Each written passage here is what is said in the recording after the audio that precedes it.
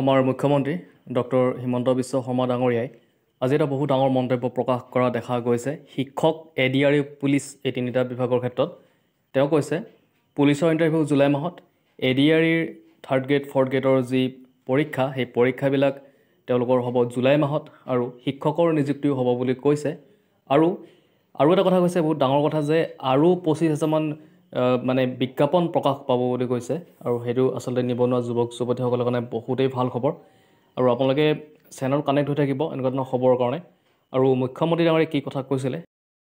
July মাহত পুলিচত দৌৰিবৰ কাৰণে ৰেডি হৈ থাকক থাৰ্ড গ্ৰেড ফৰ্থ গ্ৰেডৰ ইণ্টাৰভিউ জুলাই মাহত হ'ব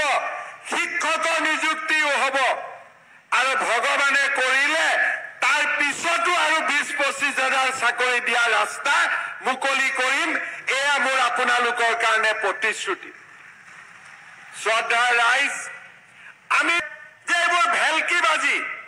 ইলেকশ্যনৰ পিছত নোহোৱা হৈ যাব কংগ্ৰেছৰ মানুহবিলাকে মিটিং কৰি কৈছিলে যে অৰুণোদয় আঁচনি ইলেকশ্যনৰ পিছত নাথাকিব আজি 800 টকাৰ অৰুণোদয় 1250 টকাৰ হ'ল 18 লাখ মহিলাই অৰুণোদয় পাই আছিলে আজি 28 লাখ মহিলাই অৰুণোদয় পায় আৰু এই বছৰ আৰু 3-4 লাখ মহিলাক আমি অৰুণোদয় আঁচনি দিম ৰাইজ মই এতিয়া আপোনালোকক এটা ভাল কথা ক'ব খুজিছো যোনে যোনে ভাত খাই অহা নাই ভোকটো পলাই যাব ঠিক আছে যেতিয়া আমি ইলেকশ্যনৰ মিটিঙত সুধিছিলো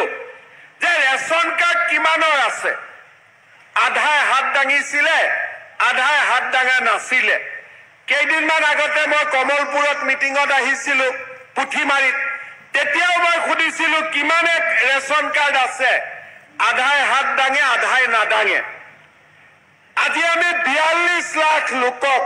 নতুনকৈ ৰেচন কাৰ্ড দিলো এতিয়া হাত দাঙকচোন কাৰ কাৰ ঘৰত ৰেচন কাৰ্ড আছে এতিয়া যাদু হৈ গ'ল নে নাই আগত নাছিলে এতিয়া চবৰ হৈ গ'ল